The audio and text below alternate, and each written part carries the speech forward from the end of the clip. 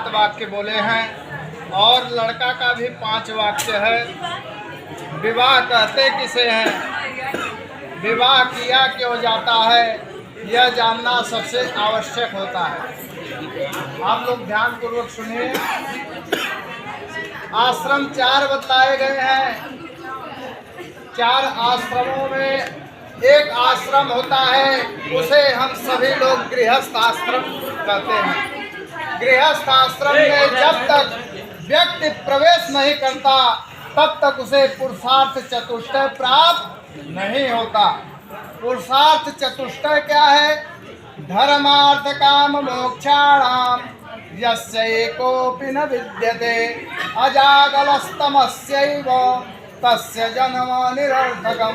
जिस मनुष्य के जीवन में धर्म, अर्थ, काम और मोक्ष ये 4 चीजें प्राप्त नहीं हुई, उस मनुष्य का जीवन बकरी के तीसरे स्तन के समान व्यर्थ माना गया है। अब रही बात, हर मनुष्य 3 ऋणों में बंधा रहता है। 3 ऋण क्या है?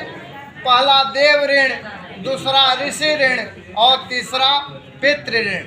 देव ऋण से मनुष्य व्यक्ति मुक्ति तब प्राप्त करता है जब वह देवताओं की पूजा करता है। दूसरा ऋषि ऋण, ऋषि ऋण से मुक्ति व्यक्ति तब प्राप्त करता है जब वह अतिथियों का सत्कार करता है। और तीसरा पितृ ऋण, पितृ ऋण से मुक्ति व्यक्ति तब प्राप्त करता है जब वह संतानोत्पत्ति करता है। संतान में यदि पुत्र प्राप्त हो गया तब पुत्रों की परिभाषा शास्त्रों में अलग बतलाया है कि पुम नाम नरकात्रायते इति पुत्रः। पुत्र वह है जो पिता को अपने नरक जाने से बचाता है। अब रहे विवाह के बारे में हम सभी लोग जान लिए। अब विवाह में हम और आप जिन जिन वस्तुओं का उपयोग करते हैं उनसे हमको आपको कुछ न कुछ शिक्षा मिलती है। जैसे अभी 2-4 मिनट पहले आपने धान के लावा का उपयोग किया। धान के लावा का उपयोग किया ना, धान का लावा एक तपते हुए कड़ाही में खौलते हुए बालू में डाल देते हैं धान, तो क्या होता है? अपने रूप को धान परिवर्तित कर देता है, लावा के रूप में परिवर्तित हो जाता है। लेकिन लावा को देखेंगे कि धान के साथ लावा चिपका रहता है, वह छोड़ता नहीं है। इससे नव दंपत्ति को यह सीख मिलती है कि पति चाहे जितने कष्ट में रहे पत्नी को साथ नहीं छोड़ना चाहिए। पत्नी चाहे जितने कष्ट में रहे पति को साथ नहीं छोड़ना चाहिए। इस लावा से सीख मिलती है। और धान को यदि हम आप ले जाकर के एक अंकुरण धान का यदि किसी बेहनूर में डाल देते हैं तो उसे एक धान से एक अंकुरण निकलता है, और उसी एक अंकुरण को यदि उखाड़ करके हम और आप दूसरे बेहनूर में डालते हैं तो उससे अनेक अंकुरण प्राप्त होता है।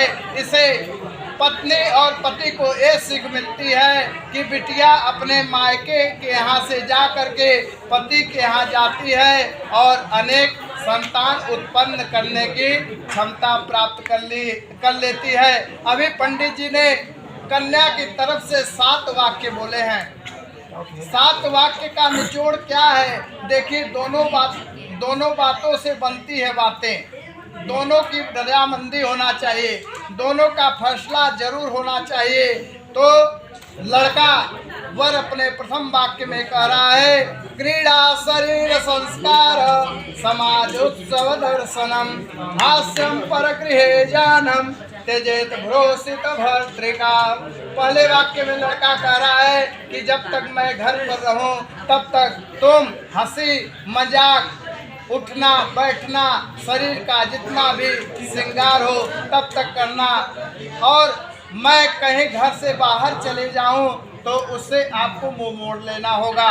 और दूसरे वाक्य में लड़का कहता है, विष्णुर्वैश्वानर साक्षी ब्राह्मण ज्ञाति बांधव पंचमं ध्रुवमालोक्यम स साक्षित्वं ममागतः।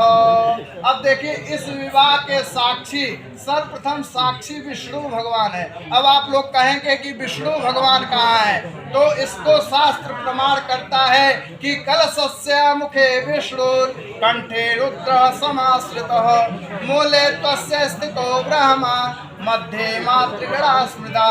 कलश में ही विष्णु का निवास होता है। और दूसरा साक्षी कौन है? वैश्वानर, जो दीपक अपने लोकांति में जल रहा है, ये भी हमारे और आपके बीच में साक्षी है। और तीसरा साक्षी के रूप में ध्रुव तारा है। ध्रुव तारा है तीसरा साक्षी के रूप में। और वैश्वानर, वैश्वानर का मतलब होता है कि अग्नि, अग्नि अपने समान रूप से अभी हम लोगों ने हवन किया, तो वैश्वानर भी इसका साक्षी है। और तीसरे वाक्य में लड़का कह रहा है, तव चित्ते मम चित्तम वाचा वाचे न लोपयेत व्रते में सर्वदा देयम हृदयस्थं वरानने। वरानने शब्द को नहीं कहा जाता, वरानने शब्द को तब कहा जाता है जब अपने हृदय में किसी बातों को रखता जो मनुष्य है उसी को वरानने कहा जाता है। तो पति जो भी बात कहे पत्नी से उसे अपने हृदय में रखे, और वरानने शब्द का हृदय में रखने का ही वाक्य होता है वरानने। और चौथा वाक्य है, मम तुष्टिस्य कर्तव्या बंधूनां भक्तिरादरात् ममाज्ञा परिपाल्ये सा पतिव्रत परायणे। हे प्रिय, मम तुष्टिस्य कर्तव्या, मेरी ही संतुष्टि में सबकी संतुष्टि है। हमारी ही संतुष्टि में ही संतुष्ट सभी लोग होने वाले नहीं है, क्योंकि हमारे घर माता पिता भाई बंधु सबकी संतुष्टि होना आवश्यक है। इसीलिए आप सबको देखते हुए चलना होगा। और पांचवें वाक्य में लड़का कह रहा है, बिना पत्नी कथम धर्मम आश्रमाणां प्रवर्तते तस्मात् त्वं मम विश्वस्ता भव वामांगगामिनी। पांचवें वाक्य में लड़का कह रहा है कि बिना पत्नी के कोई गृहस्थ आश्रम में प्रवेश नहीं कर सकता, इसलिए तुम आओ आओ मेरी वामांग भाग को ग्रहण करो। वामांग क्यों कहा जाता है? वामांग इसलिए कहा जाता है जब तक पति पत्नी के दाएं भाग में रहती तब तक पुत्रोत्पत्ति करने की क्रिया संचालित नहीं होता। जब पत्नी पति के वामांग भाग को ग्रहण कर लेती है तभी पुत्रोत्पत्ति करने की प्रक्रिया चालू होता है। प्रेम से बोलिए वृंदावन बिहारी लाल के।